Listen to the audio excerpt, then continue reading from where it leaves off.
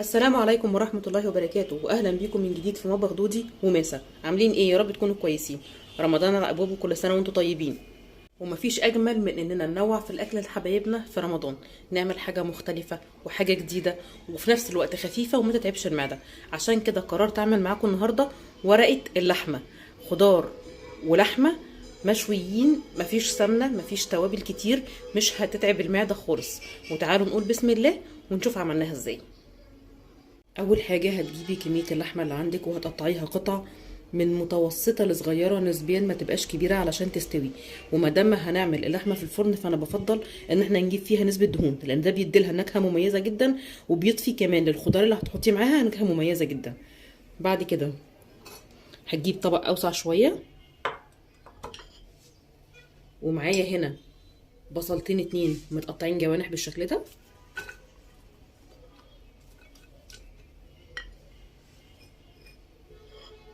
هنزل عليهم بثلاث فصوص توم متقطعين. بعد كده هنزل بالتوابل بتاعتي: ملح، فلفل اسود، بهارات لحمه، بابريكا مدخنه، ورشه بسيطه من الحبهان المطحون.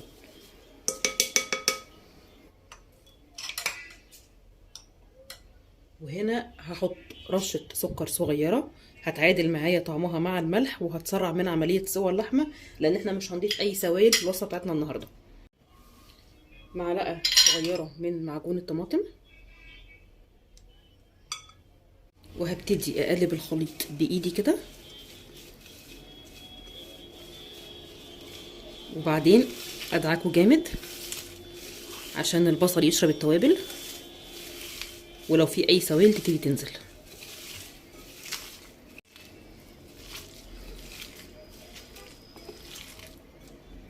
بعد ما دعكنا البصل بالتوابل كده هنزل عليه باللحمه،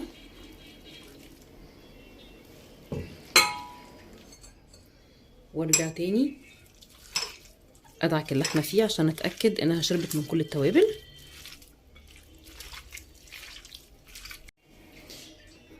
كده خلصتها زي ما انتم شايفين، وهغطيها وهسيبها ساعتين على الاقل علشان تاخد من طعم البصل وطعم التوابل. سبت اللحمه في البصل ساعه ونص تقريبا، وقلت اجهز الخضار اللي هعمله في الخلطه بتاعتي النهارده. ده نص كيلو كوسه متقطع، ودول 3 جزرات، طماطمتين، حبايه فلفل، و3 ثمرات بطاطس حجمهم متوسط. وجبت بوله واسعه هنزل بالخضار بتاعي فيها عشان اقدر اقلب براحتي. بعد كده هنفض اللحمه بتاعتي من البصل واشيلها على جنب. ادي البصل هنزل بيه على الخضار،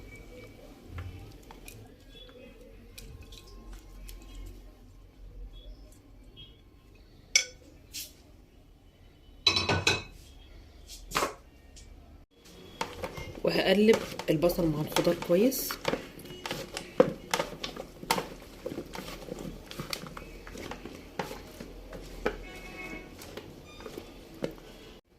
ونسينا نحط البطاطس، ما فكرتونيش، نرجع نزود البطاطس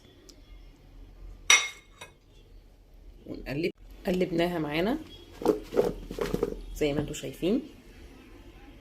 بعد كده جهزت الورق بتاعي اللي هلف فيه الخلطه، ورق فويل يكون كبير من الجنبين ومن عند الاطراف يكون طويل زي ما انتم شايفين عشان اقدر اقفل عليه كويس. وطبعا علشان غلط ان ورق الفويل يمس الطعام بشكل مباشر، حطيت عليه ورقه زبده بالشكل اللي انتم شايفينه ده كده. بعد كده هنزل بالخضار بتاعي على ورق الزبده،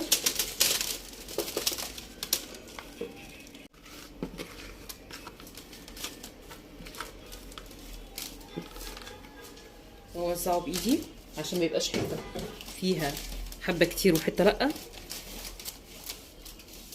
وبعد كده هنزل باللحمه على الوش كده.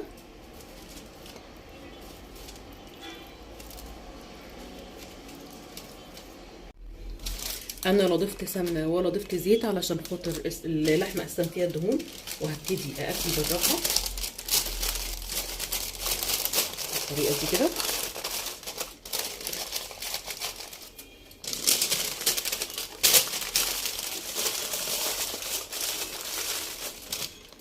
غطيناها من كل ناحيه بورق الزبده.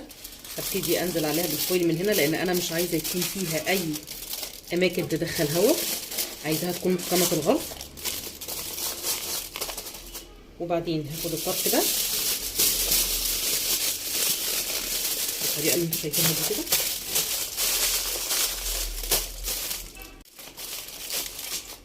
والطرف التاني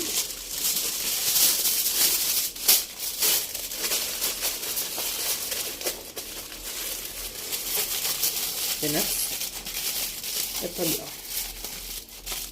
كده. اتاكدت ان الصينيه المكونات بتاعتي محكمه الغلق، متقفله من كل ناحيه، مفيش اي مكان لتفريغ هواء علشان توزيع الحراره ويبقى مظبوط والخضار يستوي بشكل مظبوط. بعد كده هاخد الصينيه بتاعتي وهدخلها الفرن على درجه حراره متوسطه من ساعه ونص لساعتين على اقل تقدير.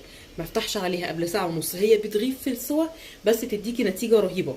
هندخلها الفرن ونرجع بعد ساعه ونص تاني نشوفها استوت ولا لا. انا طلعت الصينيه بتاعتي من الفرن بعد ساعه 45 دقيقه بالظبط، ساعتين الا ربع. تعالوا مع بعض نفتحها بالراحه ونشوفها استوت ولا لسه محتاجه شويه كمان. بسم الله. سخنه.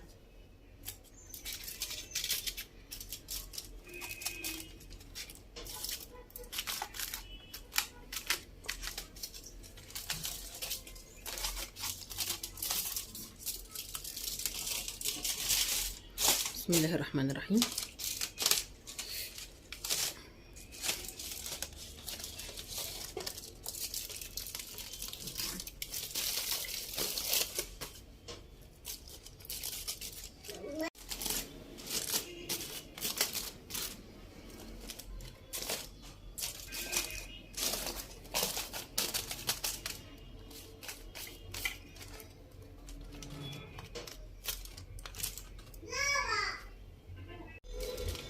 بسم الله.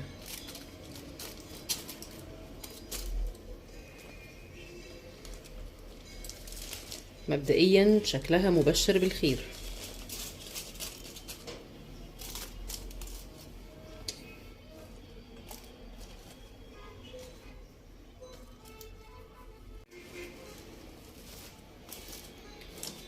اهم حاجة عندنا اللحمة، تعالوا نشوفها اهو. ما شاء الله اهي استوت تماما اهي ما شاء الله.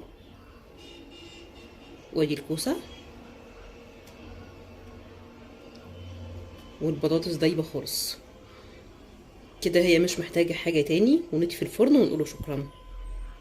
وكده نبقى خلصنا النهارده. اتمنى تكون وصفتي عجبتكم، ولو عجبتكم ما تنسوش كالعاده تضغطوا على زرار اللايك وتشتركوا في القناه بتاعتي. كانت معاكم من جديد غدا سمير من قناه مطبخ دودي وماسة، ومن هنا لحد ما نتقابل في وصفه جديده من وصفات مطبخنا ومطبخكم، اسيبكم في رعايه ربنا وامنه، والسلام عليكم ورحمه الله وبركاته.